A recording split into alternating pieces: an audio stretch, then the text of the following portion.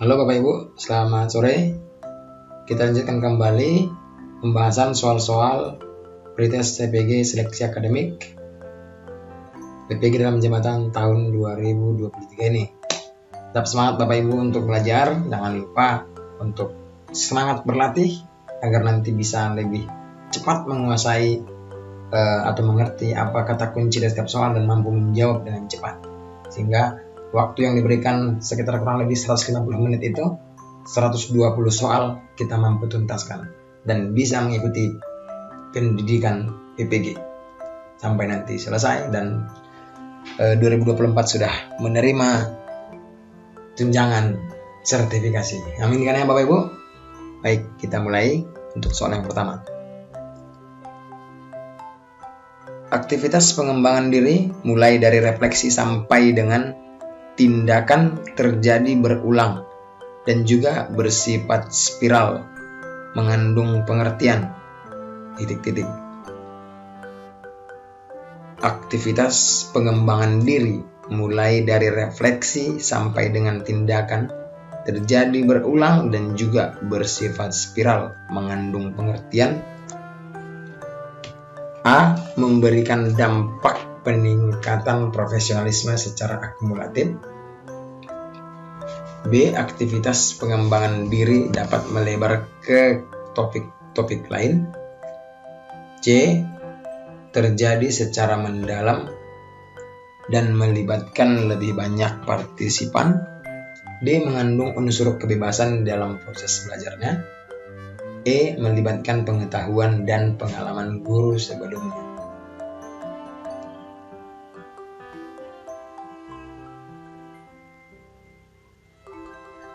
Jawabannya adalah A. Memberikan dampak peningkatan profesionalisme secara akumulatif.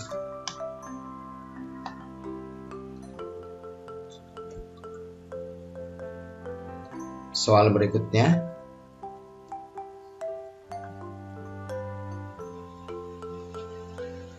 Guru akan dihadapkan kepada berbagai pilihan kegiatan yang mengharuskan untuk menentukan skala prioritas dan memilih yang paling sesuai. Tahap ini merupakan salah satu tahap di dalam kegiatan refleksi, yaitu Guru akan dihadapkan kepada berbagai pilihan kegiatan yang mengharuskan untuk menentukan skala prioritas.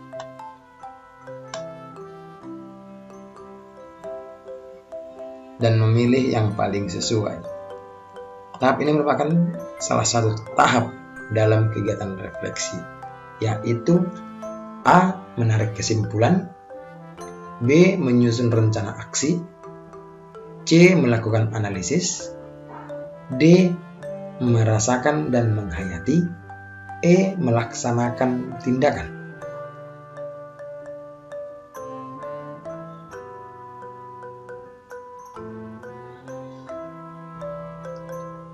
Ya, jawabannya adalah B. Menyusun rencana aksi.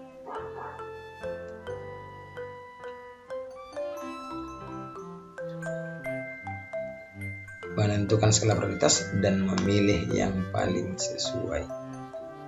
Bagian dari menyusun rencana aksi. Baik, kita lanjutkan ke soal yang berikutnya.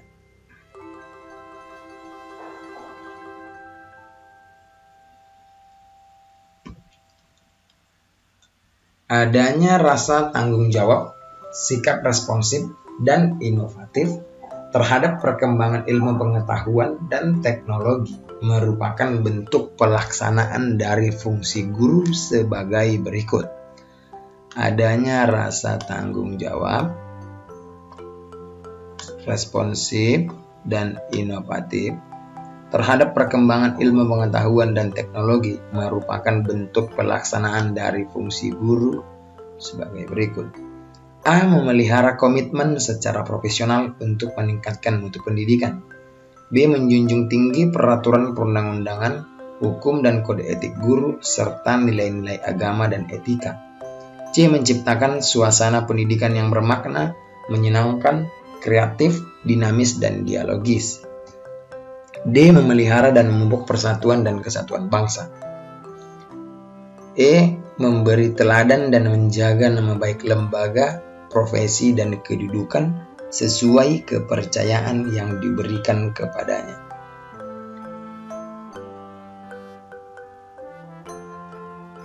Silakan dijawab Bapak Ibu.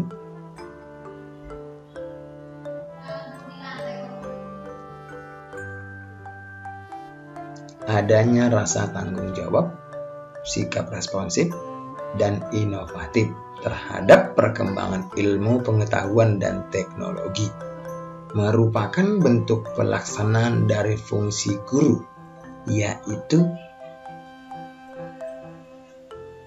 A. Memelihara komitmen secara profesional untuk meningkatkan mutu pendidikan.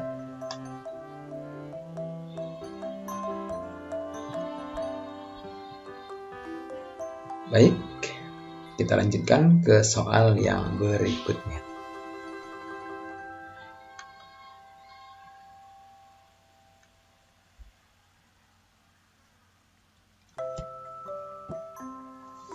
Indikator guru mampu memanfaatkan hasil penilaian dan evaluasi yang dapat mempengaruhi kebijakan adalah indikator guru mampu memanfaatkan hasil penilaian dan evaluasi yang dapat mempengaruhi kebijakan adalah A. Manfaatkan hasil refleksi dan penilaian untuk pengembangan mata pelajaran yang diampu. B. Menggunakan informasi hasil penilaian dan evaluasi untuk menentukan ketuntasan belajar. C. Menggunakan informasi hasil penilaian dan evaluasi untuk merancang program remedial dan pengayaan. D. Mengkomunikasikan hasil penilaian dan evaluasi kepada pemangku kepentingan. E. Manfaatkan informasi hasil penilaian dan evaluasi pembelajaran untuk meningkatkan kualitas pembelajaran. Jadi, apa yang menjadi indikator guru yang mampu memanfaatkan hasil penilaian dan evaluasi yang dapat mempengaruhi kebijakan? Silakan dijawab.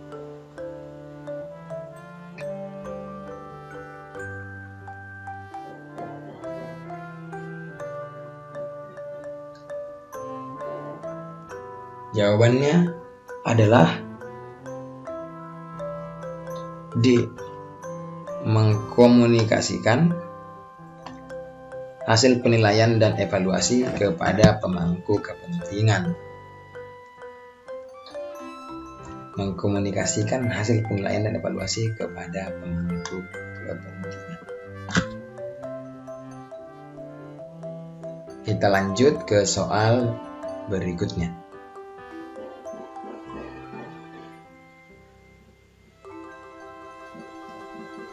Model pembelajaran abad 21 yang menekankan dihasilkannya produk dan menekankan otonomi belajar sejak mulai merancang, melaksanakan, dan mengevaluasi hasil belajarnya adalah model pembelajaran abad 21 yang menekankan dihasilkannya produk dan menekankan otonomi belajar, artinya merdeka belajar. Sejak mulai merancang, melaksanakan, dan mengevaluasi hasil belajarnya adalah A. Bermain peran dan simulasi. B. Pembelajaran berbasis proyek. C. Pembelajaran kontekstual. D. Pembelajaran kooperatif. E. Pembelajaran diskusi online.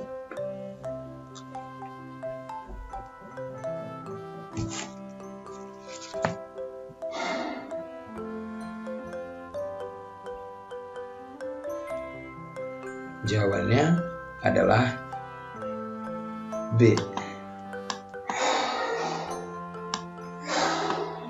Pembelajaran berbasis proyek.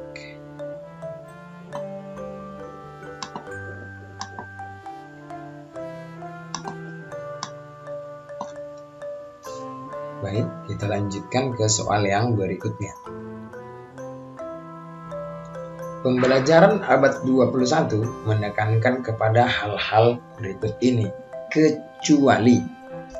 Pembelajaran abad 21 menekankan kecuali A. Penyelesaian masalah, berpikir tingkat tinggi, dan kolaborasi. B. Keterampilan komunikasi, keterampilan belajar, dan metakognisi. C. Pengembangan keterampilan belajar mandiri, tanggung jawab, dan mencipta. D. Penguasaan aplikasi komputer, penuntasan materi, dan pemahaman teknologi. E. Mengembangkan kreativitas, daya inovasi, dan keterampilan kognisi.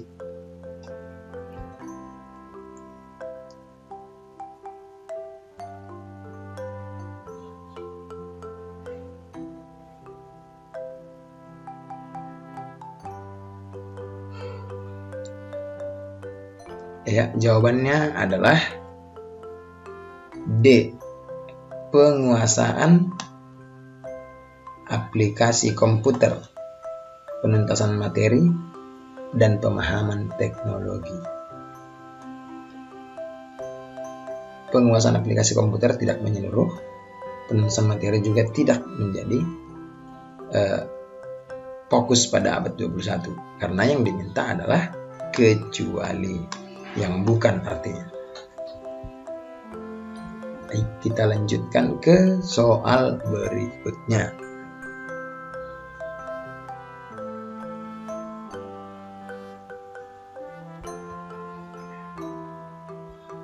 Dalam pelaksanaan kurikulum 2013, peserta didik memerlukan berbagai macam sumber literasi untuk menunjang berbagai macam bacaan dan literasi. Namun masih ada sekolah yang tidak memilikinya. Hal tersebut merupakan hambatan dari salah satu faktor titik. Dalam pelaksanaan kurikulum 2013, peserta didik memerlukan berbagai macam sumber literasi untuk menunjang berbagai macam bacaan dan literasi. Ya. Namun masih ada sekolah yang tidak memilikinya. Hal tersebut merupakan hambatan dari salah satu faktor. A. Faktor lingkungan sekolah. B. Faktor sarana dan fasilitas. C. Faktor budaya dan ideologi. D. Faktor administrasi. Dan E. Faktor sekolah.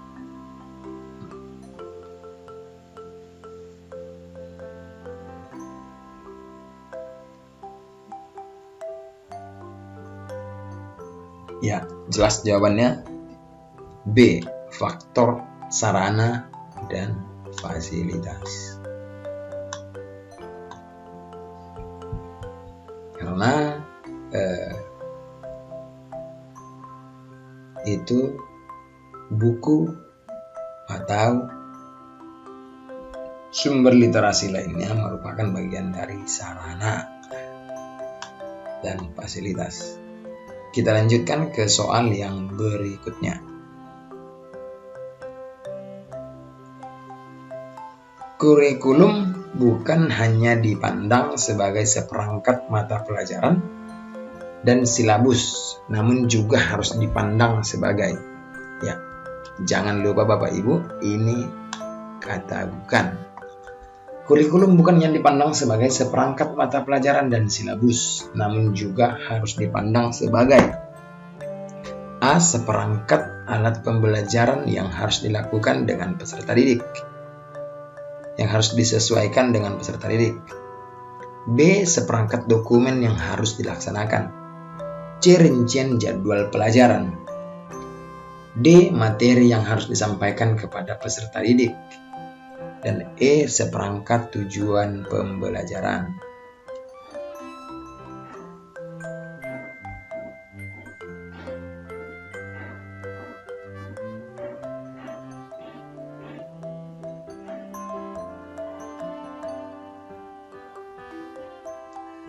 Ya, jawabannya adalah A.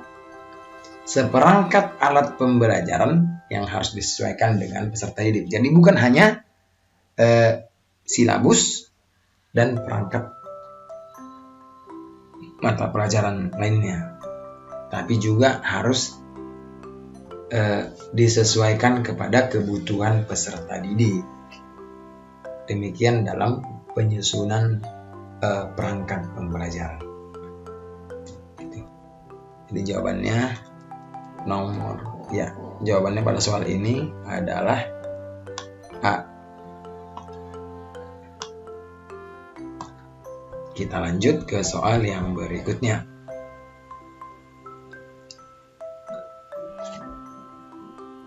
Di bawah ini merupakan kajian pokok implementasi kurikulum, kecuali A. Mengembangkan program, B. Pelaksanaan pembelajaran, C. Pengembangan kurikulum, D. Evaluasi proses yang dilaksanakan, E. Merancang dokumen kurikulum. Tetap Bapak Ibu fokus ingat soal meminta ada kata kecuali.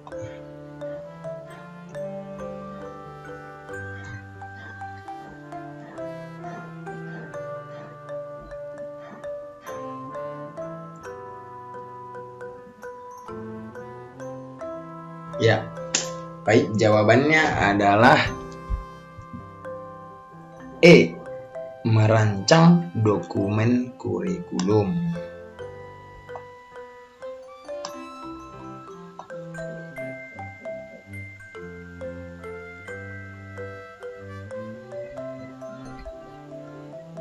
Kita lanjutkan ke soal yang berikutnya.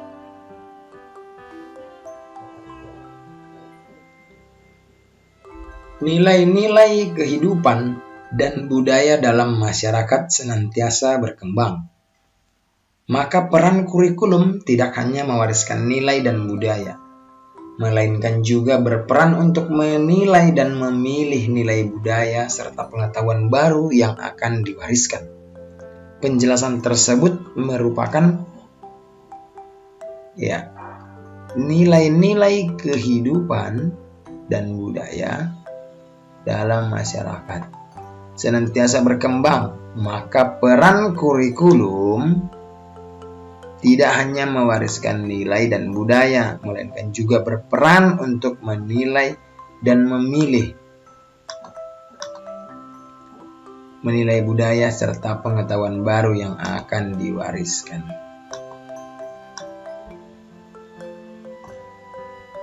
Penjelasan tersebut merupakan A. Peran konservatif, B. Peran kritis dan evaluatif, C. Peran kreatif, D. Peran sosial, dan E.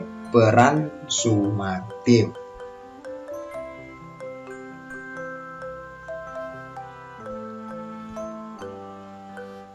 Maka yang menjadi jawabannya adalah C. Peran kreatif.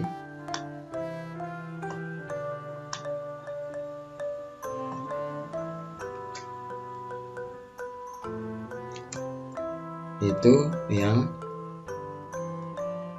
menjadi jawaban pada soal ini. Kita lanjut ke soal yang berikutnya.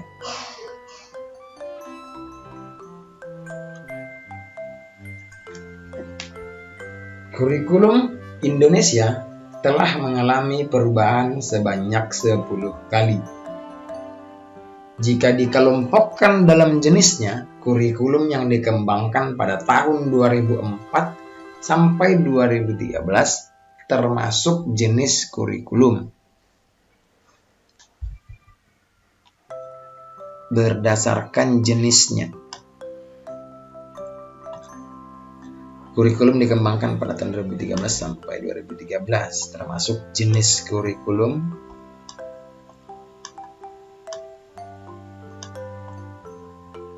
A. Kurikulum berbasis pada pencapaian tujuan. B. Kurikulum berbasis pada pencapaian proses. C. Kurikulum sebagai rencana pelajaran. D. Kurikulum berbasis pada kompetensi. E. Kurikulum berbasis pada konten pembelajaran. Ya, silakan dijawab Bapak Ibu.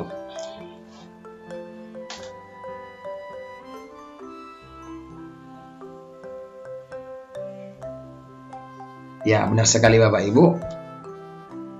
Sebelum kurikulum 2013 ada yang dikenal dengan KBK, kurikulum berbasis kompetensi. Maka jawaban yang benarnya adalah D, kurikulum berbasis kompetensi.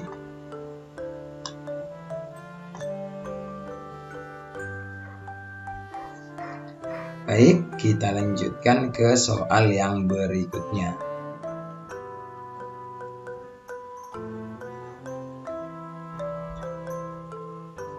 Kurikulum sebagai seluruh aktivitas peserta didik, baik yang dilakukan di dalam maupun di luar kelas. Berarti kurikulum sebagai seluruh aktivitas peserta didik, baik yang dilakukan di dalam maupun di luar kelas. Berarti A. Menyusun daftar mata pelajaran yang harus dipelajari oleh siswa selama menempuh pembelajaran di kelas. B. Menyusun rancangan kunjungan ke kebun binatang untuk menyelesaikan proyek pembelajaran sains. D. C. Menyusun aktivitas pembelajaran yang disajikan dalam RPP untuk menjadi dokumen sekolah. D. Menyusun modul pembelajaran yang memuat aktivitas belajar siswa. E. Menyusun daftar isi bacaan bahan pembelajaran agar mudah dipelajari oleh siswa dalam proses pembelajaran. Silahkan dijawab Bapak Ibu.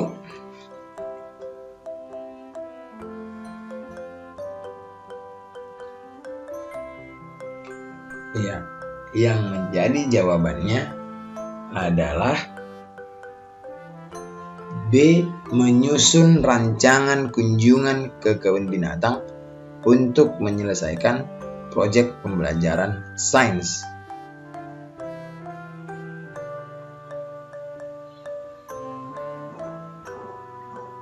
Artinya yang bukan hanya dilakukan di dalam kelas, tapi juga di luar kelas.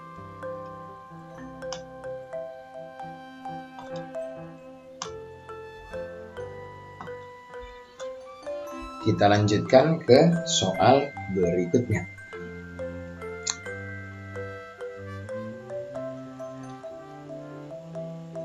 Di bawah ini adalah tipe belajar menurut Habermas.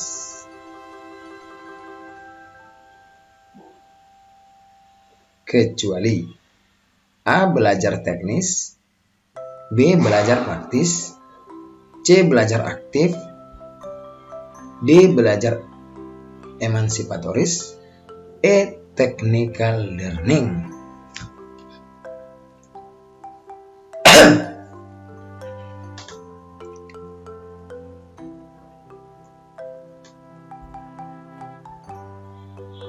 Ya, jawabannya adalah C. Belajar aktif. Ingat Bapak Ibu, ada kata kecuali. Belajar teknis, belajar praktis itu termasuk belajar emansipatoris, merupakan tipe belajar menurut Habermas. Kecuali belajar aktif. Kita lanjut ke soal yang berikutnya. Pernyataan berikut yang menjelaskan makna istilah kognitif adalah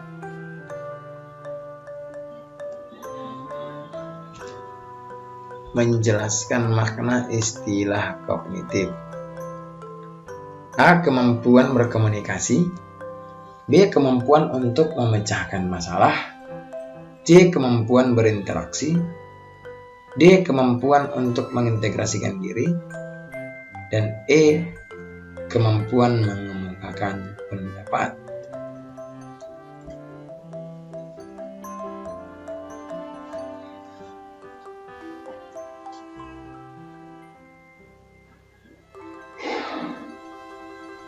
Jawabannya adalah B.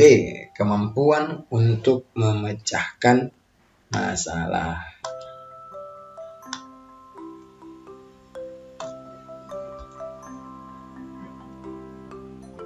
Kita lanjutkan ke soal yang berikutnya.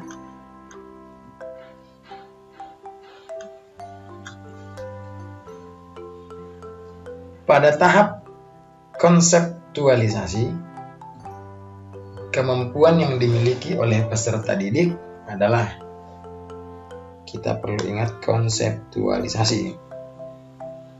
Kemampuan yang dimiliki oleh peserta didik adalah A. Mampu memecahkan masalah. B. Mampu membuat peraturan. C. Mampu memahami sebuah kejadian. D. Mampu mengalami sebuah kejadian. Ya, ini ada kesamaan Bapak Ibu, mungkin kelalaian pada pengetikan. E. Mampu memahami permasalahan.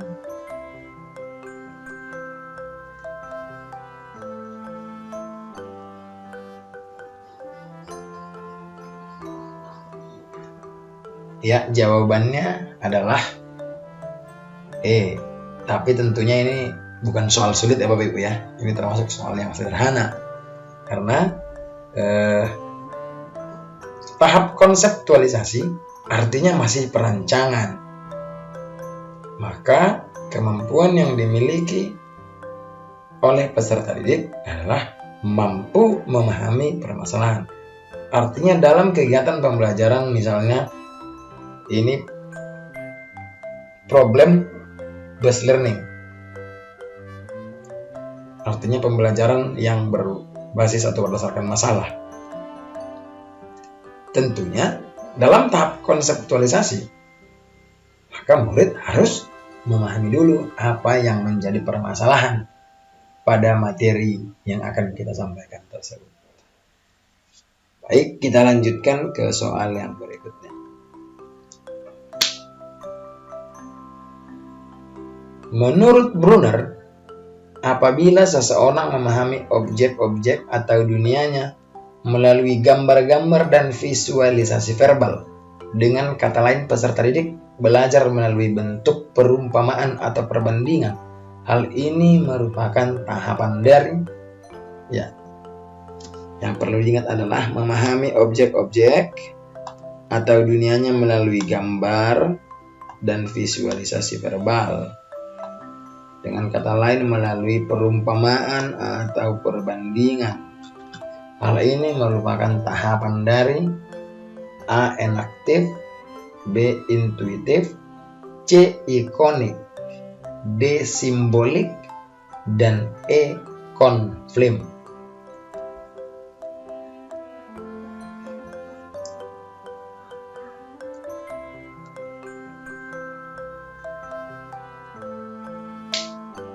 Jawabannya adalah C. Ikonik atau ikonik.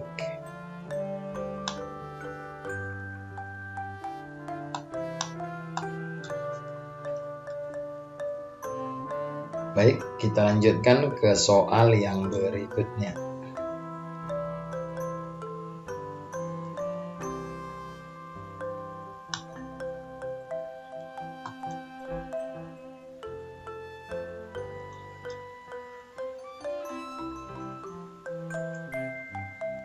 Seluruh komponen pendidikan memiliki tujuan yang sama, yaitu terbentuknya manusia yang ideal, manusia yang dicita-citakan, yaitu manusia yang mampu mencapai aktualisasi diri.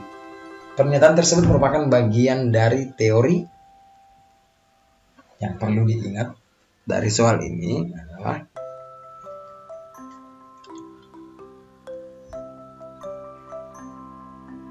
komponen pendidikan yang memiliki tujuan yang sama, terbentuknya manusia yang ideal, manusia yang dicita-citakan, yaitu manusia yang mampu mencapai aktualisasi diri. Pernyataan tersebut bagian dari teori A. Behavioristik, B. Kognitivistik, C. Konstruktivistik, D. Humanistik, dan E. Sibernetik.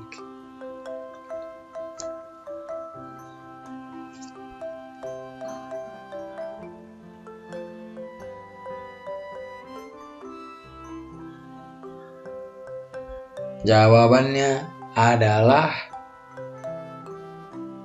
D. Humanistik.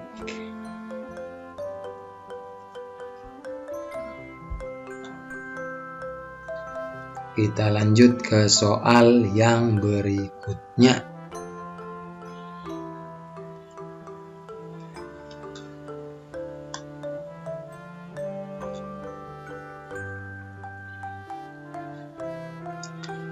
Apabila dalam proses belajar, peserta didik melakukan sesuatu sampai dengan mendapatkan respon yang tepat dan sesuai dengan apa yang diinginkan, serta menghilangkannya apabila dirasakan tidak sesuai. Hal ini merupakan prinsip belajar dari A. Conditioning, B. Trial dan error, C. Shaping, D. Konseptualisasi, E. Stimulus respon.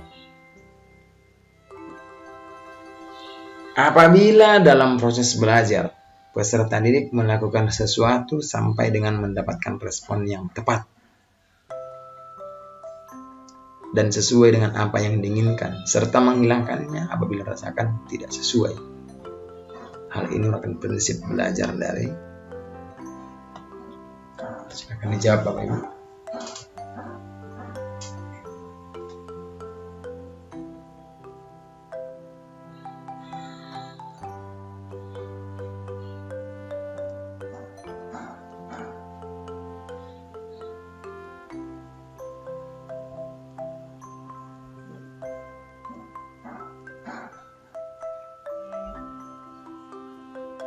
Ya, betul. Jawabannya adalah B. Trial dan error. Artinya melakukan sesuatu sampai dengan mendapatkan respon yang tepat. Gagal, lakukan kembali. Gagal, coba lagi. Gagal, coba kembali. Begitu kira-kira. Kita lanjut ke soal yang berikutnya.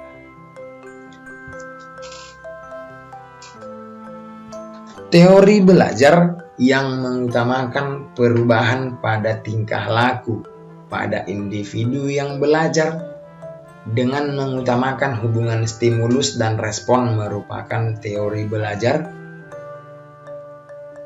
Teori belajar yang mengutamakan perubahan tingkah laku pada individu yang belajar mengutamakan hubungan stimulus dan respon merupakan teori belajar A. Kognitivistik, B. Behavioristik, C. Konstruktivistik, D. Humanistik, dan E. Rekonstruktivistik. Silakan dijawab, Ibu.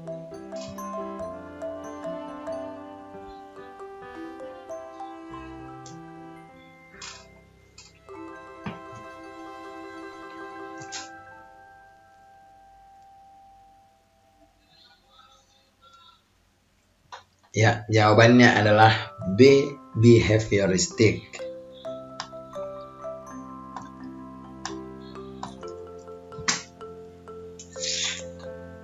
Behavioristik merupakan teori belajar yang mengutamakan perubahan tingkah laku pada individu atau manusia yang belajar dengan mengutamakan hubungan stimulus dan respon. Kita lanjutkan ke soal berikutnya.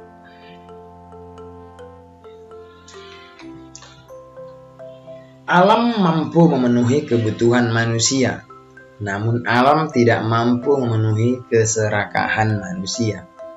Berkenaan dengan itu, pesan yang perlu disampaikan oleh guru kepada siswa adalah: A. Memanfaatkan sumber daya alam sesuai keinginan. B. Memanfaatkan sumber daya alam sesuai kebutuhan. C. Manfaatkan sumber daya alam sesuai kekuatan wilayah. D. Meminimalkan penggunaan sumber daya alam yang tersedia. E. Menjamin ketersediaan sumber daya alam untuk kehidupan. Silakan dijawab Bapak Ibu.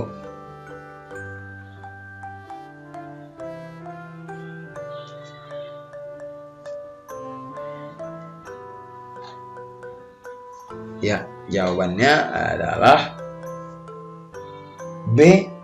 Memanfaatkan sumber daya alam sesuai kebutuhan,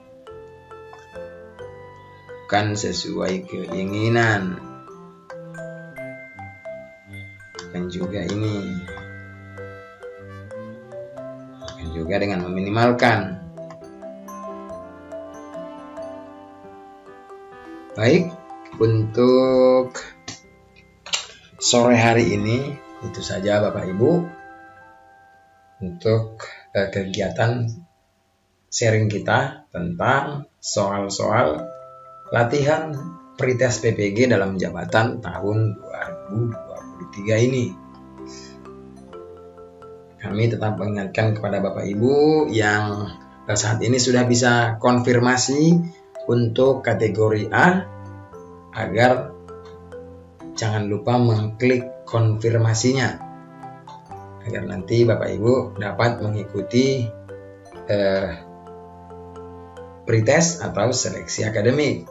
Tetap mempersiapkan diri dengan banyak-banyak berlatih menjawab soal. Kemudian untuk yang kategori B atau kategori 2, silahkan untuk mempersiapkan, karena batas akhirnya adalah besok tanggal 11 Juni. Sejauh belum ada perubahan yang kami ketahui. Artinya 90% Bapak Ibu, baik yang kategori A yang sudah konfirmasi akan menjadi peserta pretest PPG. Nanti yang lulus pretest akan sesuai pada kuota yang tersedia yang akan mengikuti PPG. Maka di sanalah persaingannya Bapak Ibu. Jadi kalau di seleksi administrasi itu belum bersaing. Artinya jika Bapak Ibu memang sudah benar sesuai dengan kebutuhan syarat-syarat yang disampaikan oleh Dirjen GTK, maka Bapak Ibu akan lulus seleksi administrasi. Namun untuk mengikuti pendidikannya, maka Bapak Ibu harus melalui seleksi akademik. Di sanalah nanti yang dibutuhkan kemampuan akademik tersebut atau untuk menjawab soal-soal ini. Yang sejauh yang kami ketahui direncanakan akan secara daring berbasis domisili. Semoga tidak ada perubahan sehingga nanti Bapak Ibu bisa menekan biaya lebih hemat sampai kepada pendidikannya. Jadi demikian saja Bapak Ibu, semoga bermanfaat untuk kita semua. Saya doakan semoga Bapak Ibu dapat lulus seleksi administrasi ini dan tentunya dapat mengikuti seleksi akademik nantinya atau pretest. Demikian Bapak Ibu, semoga bermanfaat. Terima kasih dan sampai jumpa. Mohon maaf jika ada kata-kata yang salah dan kurang berkenan. Selamat sore.